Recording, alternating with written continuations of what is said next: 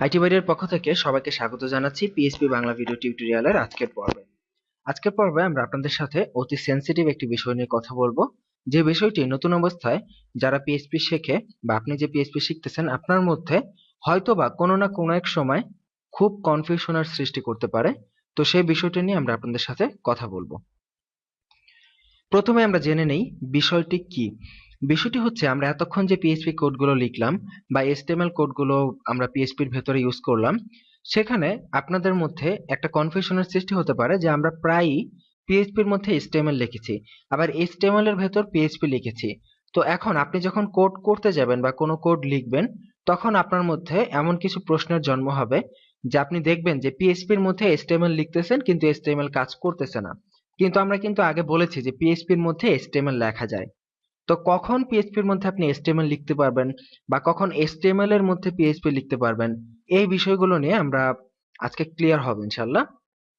তো এই বিষয়টি ক্লিয়ার করার জন্য আমরা তিনটি রুলস দেখব যে অ্যাকচুয়ালি পিএইচপি এবং এচটিএমএল দুটো লেখার জন্য যে রুল মেনটেন করতে হয়।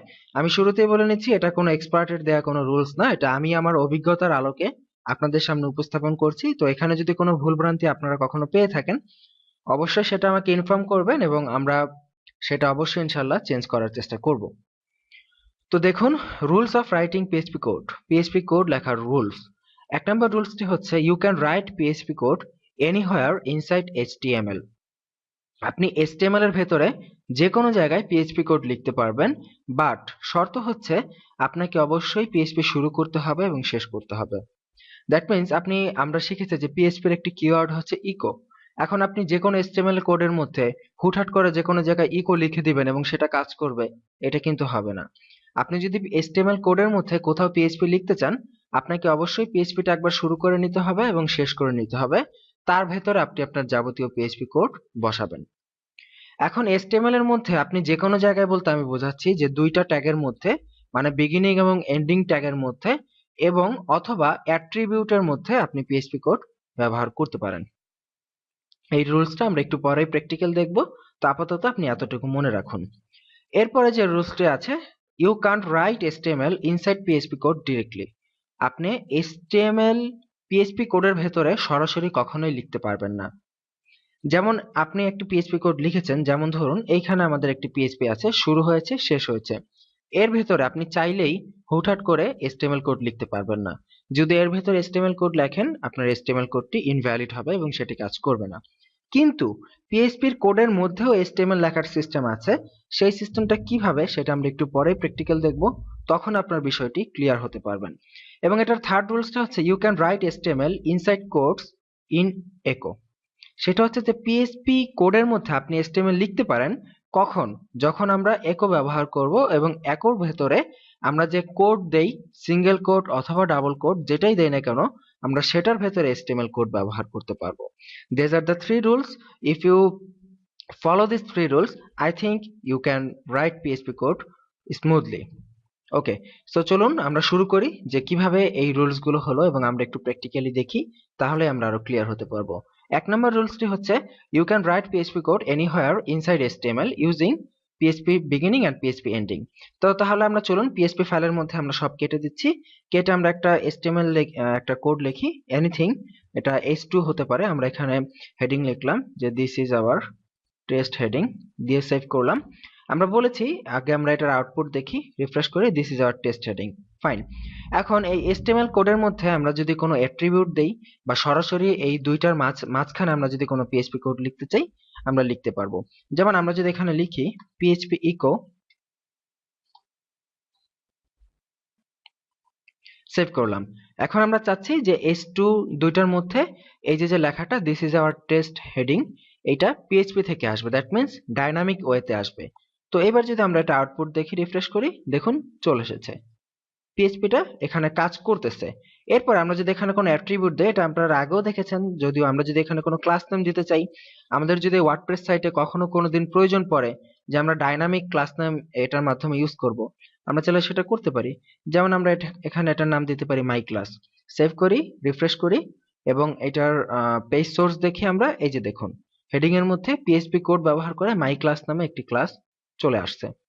That means it's working. আমরা HTML কোডের মধ্যে পিএইচপি লিখতে পারতেছি। সো এই দুইটা জায়গায় সাধারণত আমরা HTML এর ভেতরে যে কোনো কোডের ভেতরে, যেমন এটা হেডিং হতে পারে, এটা ইমেজ হতে পারে, এটা লিংক হতে পারে, anything it can be, but আপনি পিএইচপি ইউজ করতে পারবেন। শুধু শর্ত একটাই, আপনাকে শুরু করতে হবে এবং শেষ করতে হবে। যদি আমরা এই শর্তটা না মানি, যদি আমরা এই পিএইচপি শুরু বা শেষ না করি, সেভ করি এবং আউটপুট দেখি, ভিউ পেজ সোর্স, এই যে দেখুন হয়নি, কিন্তু পিএইচপি কিন্তু এখানে কাজ করে না। এখানে আমরা ইকো লিখেছি, ইকো চলে আসছে, মাই ক্লাস চলে আসছে। দ্যাট মিন্স আমাদের অবশ্যই পিএইচপি শুরু এবং শেষ করতে হবে, যেখানেই আমরা পিএইচপি কোড ইউজ করি না কেন। এই হচ্ছে আমাদের 1 নাম্বার রুলস। এরপরে 2 নাম্বার রুলস হচ্ছে you can't write HTML inside PHP code directly. সরাসরি পিএইচপি কোডের মধ্যে আপনি কখনো HTML লিখতে পারবেন না। যেমন ধরুন আমি এখানে একটি পিএইচপি কোড দিলাম, এর মধ্যে আমি সরাসরি HTML লিখতে পারবো না। যেমন আমি এর মধ্যে যদি সরাসরি হেডিং দেই, suppose this is our heading, save করি এবং আউটপুটটা যদি আমরা দেখি, রিফ্রেশ করি, দেখুন এখানে দেখাচ্ছে যে parse error, that means I have broken PHP's rule. আমরা পিএইচপির রুল ব্রেক করছি। দ্যাট মিন্স এখানে দেখাচ্ছে syntax error, unexpected less than sign, left angle sign on line number 5। That means যে আমরা পিএইচপি কোডের মধ্যে সরাসরি চাইলে এইভাবে কোনো HTML আমরা লিখতে পারবো না। তো তাহলে আমরা কিভাবে HTML লিখতে পারি, সেটার জন্যই আমাদের এই 3 number rules, you can write HTML inside codes in echo। আপনি যদি HTML লিখতেই হয়, আপনি পিএইচপির মধ্যে ইকো ব্যবহার করে HTML লিখতে পারেন। যেমন আমরা এখানে দেখুন ইকোর মধ্যে আমরা যে কোনো HTML কোড লিখতে পারি। যেমন আমরা যদি এখানে হেডিং 3 দেই ইকোর মধ্যে, this is heading 3, save and refresh করে আউটপুট, এই যে this is our heading 3। That means আমরা পিএইচপির মধ্যে HTML লিখতে পারলাম, কিন্তু সেটা একো ব্যবহার করে, এবং একোর মধ্যে যে কোড রয়েছে সেই কোডের মধ্যে আমরা এটা ব্যবহার করতে পারলাম। তো এখানে একটা জিনিস লক্ষ্য করুন, আমরা কিন্তু এখানে ইকোতে সিঙ্গেল কোড ব্যবহার করেছি। আমরা যদি চাই এখানে ডাবল কোড ব্যবহার করে লিখবো, দ্যাটস ফাইন। আমরা এখানে চাইলে ডাবল কোডও ব্যবহার করতে পারি। যেমন this is text from double quote, save and refresh. দেখুন আমরা ডাবল কোড ব্যবহার করেও আমরা HTML কোড ব্যবহার করতে পারি। এখন কোশ্চেন হচ্ছে যে আমরা যখন ওয়ার্ডপ্রেস ব্যবহার করব, আমাদের প্রায় সময়ই অনেক HTML লেখার প্রয়োজন পড়বে পিএইচপি কোডের মাঝে। বিষয়টা আমি আরেকবার রিপিট করছি, যখন আমরা ওয়ার্ডপ্রেস করব তখন পিএইচপি কোডের মাঝে প্রায় সময় আমাদের প্রচুর HTML লেখার প্রয়োজন পড়বে। এখানে দেখুন আমরা ইকোর ভেতরে এই যে HTML কোড লিখলাম, but it's not a good practice. এইভাবে ইকোর ভেতরে সাধারণত HTML কোড খুব কম লেখা হয় বা খুব কম ইউজ করা হয়। সো এখন কোশ্চেন হচ্ছে যে পিএইচপি কোডের মাঝে যদি আমাদের হঠাৎ করে খুব HTML কোড লেখার প্রয়োজন পড়ে, সেক্ষেত্রে আমরা সেটা কিভাবে করতে পারি।